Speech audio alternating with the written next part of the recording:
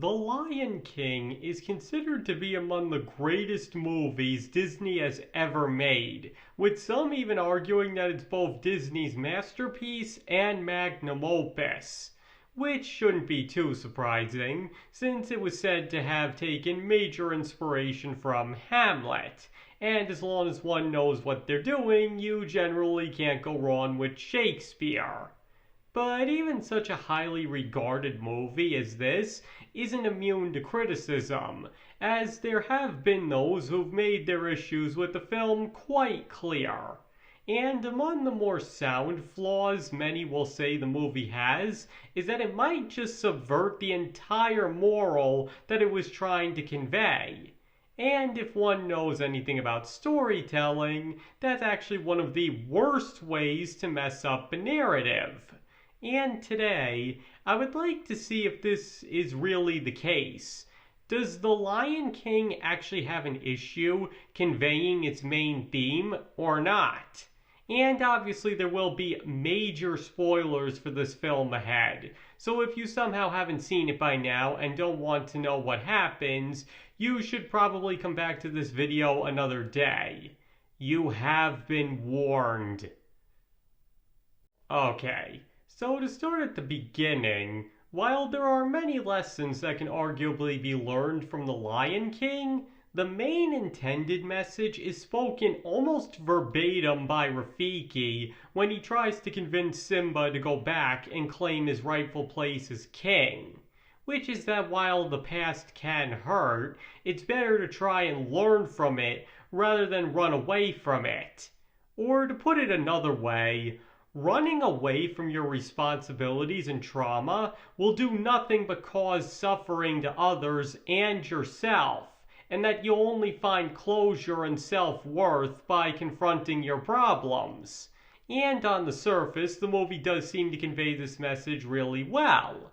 Simba chooses to run away from the trauma of his father's death, and as a result, the Pride Lands fall to complete ruin and everybody he cares about is on the brink of starvation, and Simba, though outwardly older, is still the scared little boy he was the day his father died, and after all that time is unable to cope because he spent his whole life running away and denying his past.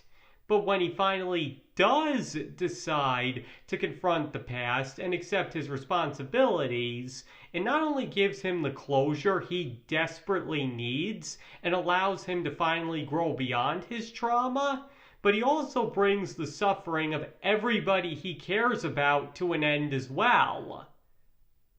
So now you might be thinking, so what's the problem here? That all sounds like a pretty well conveyed moral to me. And for most people, it is. However, there have been those who argued that the moral is broken because not only does Simba nearly get himself killed by confronting his past, but that he and everybody else only ever finds the strength to fight back against Scar after he reveals that he was actually responsible for Mufasa's death. And these people argue that Simba should have come to terms with his father's death independently of that because the whole issue surrounding his trauma and why he's running away from his past stems from the fact that he believes Mufasa's death is his fault. So these people argue that by only fighting back after he finds out he wasn't responsible arguably subverts the whole moral because instead of coming to terms with his past, he's instead exonerated of the guilt he had imposed upon himself for all those years. And while one can see where these people are coming from, the thing is, in order to see the movie this way, there's a few key aspects to it that must be ignored. The first of which being, Simba had already forgiven himself for being quote-unquote responsible for Mufasa's death. If he hadn't, he never would have gone back to Pride Rock in the first place. He's totally ready to fight Scar the moment he returns if that's what it takes to get him off the throne. And all of this is before he even knows Scar was the one who actually killed Mufasa. The reason he falters is because Scar starts manipulating him and preying on his insecurities. And given that Simba, though determined, is still pretty emotionally drained and unprepared for such mind games, so it makes sense why he starts falling into the trap. To put it simply, it's not that he hasn't already confronted his trauma.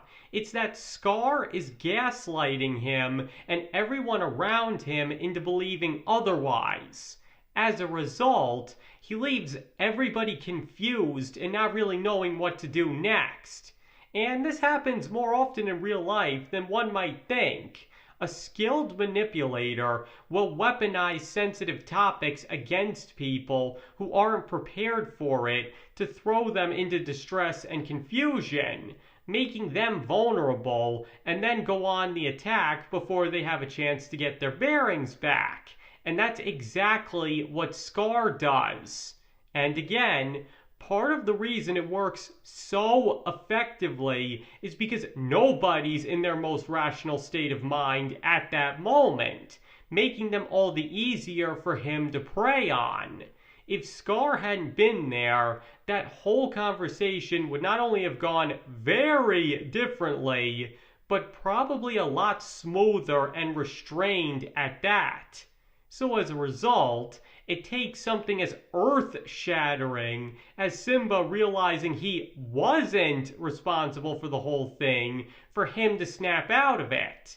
So once again, it's not that Simba hadn't already come to terms with Mufasa's death, it's Scar playing everybody's emotionally wrecked minds like a fiddle that causes them to react the way they do.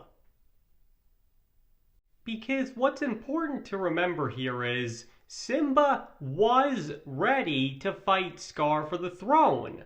Learning the truth just made him and everybody else more determined. It's not like he only wanted to become king and save the Pride Lands after he learned he wasn't responsible for his father's death. He had already accepted his responsibility and decided to stop running. And only by doing that did he get to learn the truth that he wasn't even responsible for the thing that was holding him back all that time.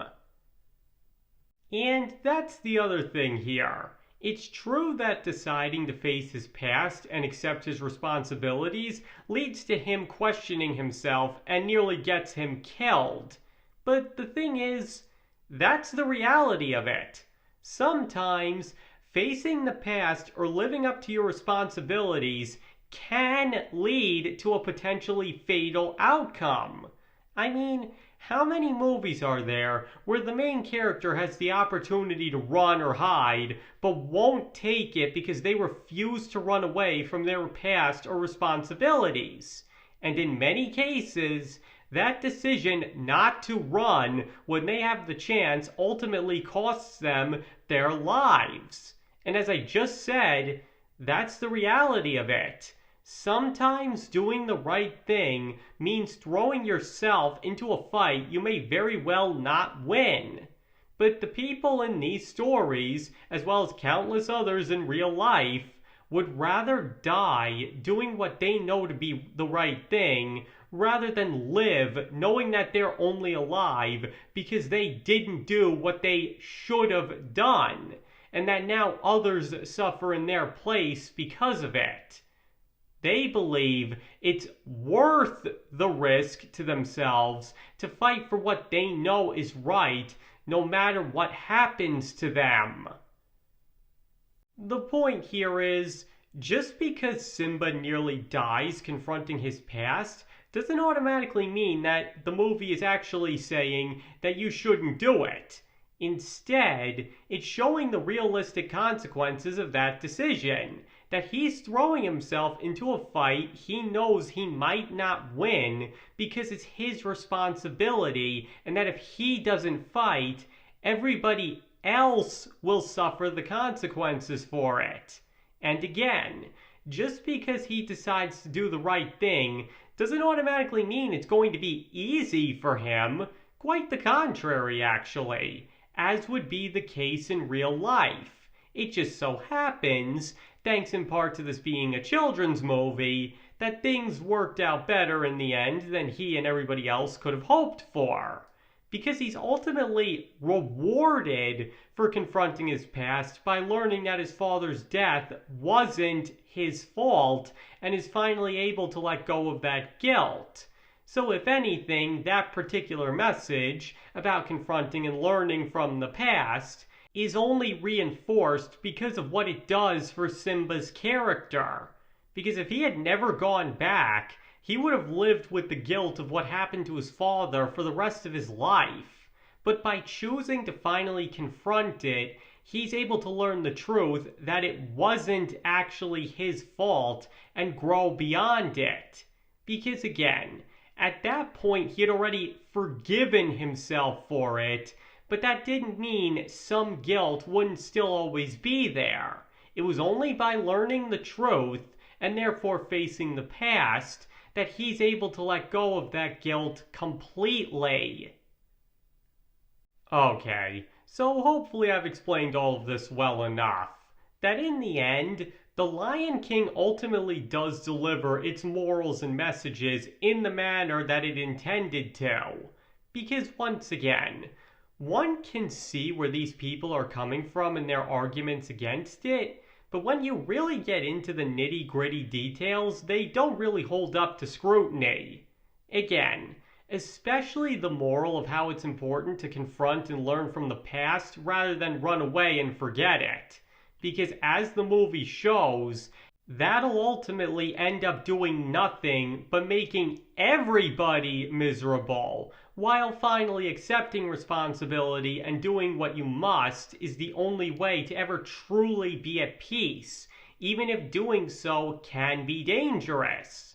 And really, it's actually pretty commendable on the movie's part to not sugarcoat it and show that Simba would have probably been safer never going back, but that confronting Scar was still the right thing to do, and even something he had to do regardless. Again, for a movie geared at children, that was kind of bold. But then again, it probably wouldn't be considered perhaps the greatest movie in the entire Disney animated canon if it had been afraid to take risks and go to some pretty dark places with the story. Kinda like what happens with Simba, ironically enough. Which only further proves that in the end, sometimes the only way to true success and fulfillment is by doing what's uncomfortable and unpleasant, but what one ultimately knows is the right thing to do anyway. Alright, I think I'm going to end it there. So now I'd like to hear what you guys think. Do you believe that The Lion King actually has a very well told story and does a perfect job of conveying everything that it wants to? Or do you believe there's something to the arguments that the moral is something of a broken one? Please feel free to let me know in the comments below. And please understand that due to the subjective nature of movies and what one takes away from them, that you do not have to agree with anything I said in this video. It is your right to take away anything from the story of The Lion King that you wish, and if it has nothing to do with what I said, or if you do honestly believe that it has a problem with its message, that's perfectly fine. And thank you all for watching. I really appreciate it. And I hope to see you all next time.